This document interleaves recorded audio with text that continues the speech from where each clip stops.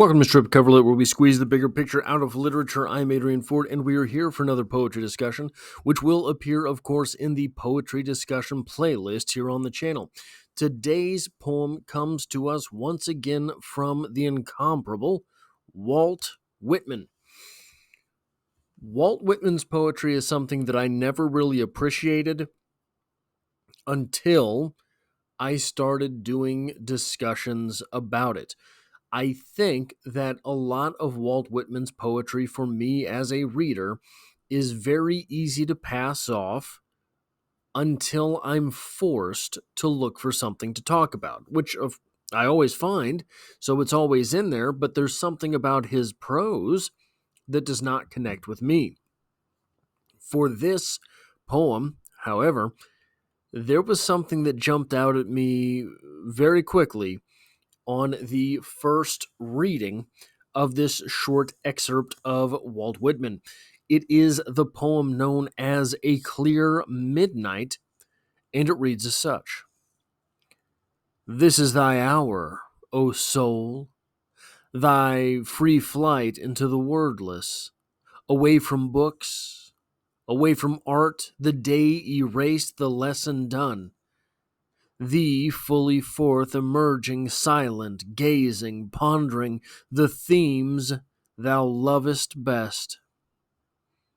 Night, sleep, death, and the stars.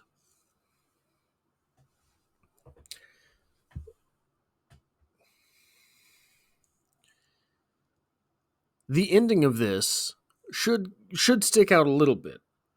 Why would the soul be so preoccupied with night, sleep, death, and the stars? Three of those things being the nighttime, the fourth of those being figuratively the end of the day. And it comes back, in my opinion, to that opening line. This is thy hour, O soul, thy free flight into the wordless. This makes it seem as if the soul were something separate entirely, and entirely a persona entirely of its own, an entity entirely of its own. And that's kind of a spooky thought, right? You and your soul as two separates. The soul, I guess, in some way would be the avatar of the you that walks around. Is that how that works? It is spooky. But it's not entirely without precedent. This is an example I have used on the channel before, so you'll have to bear with me if you remember this. This is ripped straight from Wikipedia. It's about the split brain phenomenon. Split brain, or callosal syndrome is a type of disconnection syndrome when the corpus callosum, connecting the two hemispheres of the brain, is severed to some degree. So you've heard left brain and right brain. The brain is literally made that way. There is a separate left brain and right brain. There's a sort of a sheathing of stuff between, known as the corpus callosum. Split brain, they kind of take off the top of your head and they dig between your hemispheres of brain to separate them. It is an association of symptoms produced by disruption of or interference with the connection between the hemispheres of the brain. The surgical operation to produce this condition, corpus callosotomy, callosotomy, not colostomy, callosotomy, involves transection of the corpus callosum and is usually the last resort to treat refractory epilepsy. Initially, partial callosotomies are performed. If this operation does not succeed, A complete callosotomy is performed to mitigate the risk of accidental physical injury by reducing the severity and the violence of epileptic seizures. Before using callosotomies, ep- epilepsy is instead treated through pharmaceutical means. After surgery, neuropsychological assessments are often performed. I'm struggling right now and I don't know why. After the right and left brain are separated, each hemisphere will have its own separate perception of concepts and impulses to act.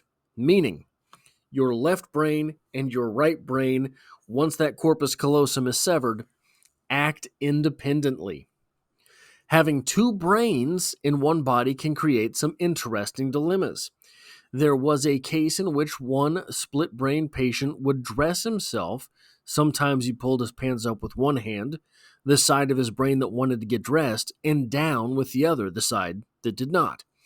He was he was also reported to have grabbed his wife with his left hand and shook her violently, at which point his right hand came to her aid and grabbed the aggressive left hand, a phenomenon sometimes occurring known as alien hand syndrome.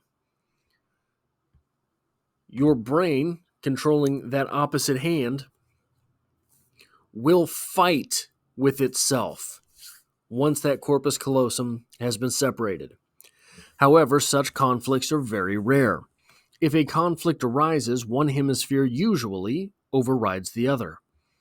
When split brain patients are shown an image only in the left half of each eye's visual field, they cannot verbally name what they have seen. This is because the brain's experience of these senses is contralateral. Communication between the two hemispheres is inhibited, so the patient cannot say out loud the name of that which the right side of the brain is seeing. If you are shown pictures with part of your field of vision covered, you will not be able to use your verbal communication to tell what you are looking at, because your verbal communication center is in one half of your brain. We'll get to something a little bit later, but a similar effect occurs if a split brain patient touches an object with only the left hand while receiving no visual cues in the right visual field. The patient will be unable to name the object, as each cerebral hemisphere of the primary somatosensory cortex only contains a tactile representation of the opposite side of the body. If the speech control center is on the right side of the brain, the same effect can be achieved by presenting the image to or an object only to the right visual field or hand.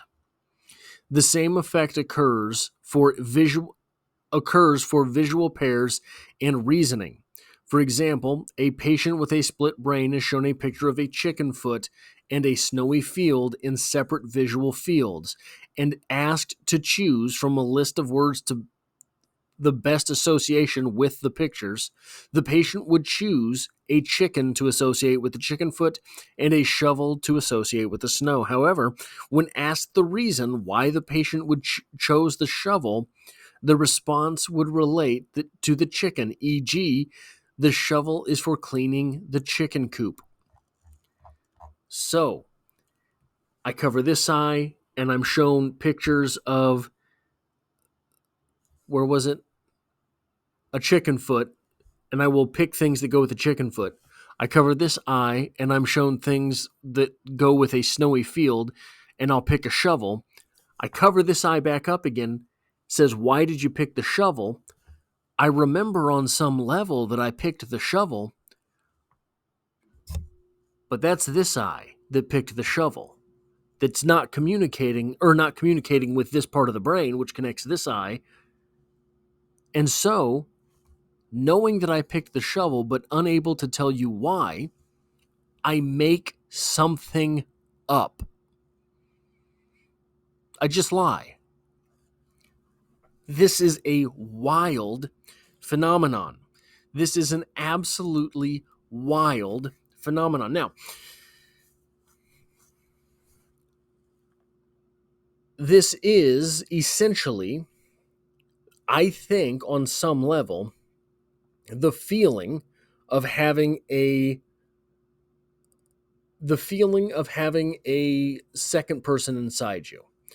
You have these two warring factions of the brain, and one side always overrides the other. And that feels like having a second person inside you. But here's something interesting to think about. Okay, so maybe there are two consciousnesses, two conscii inside of you.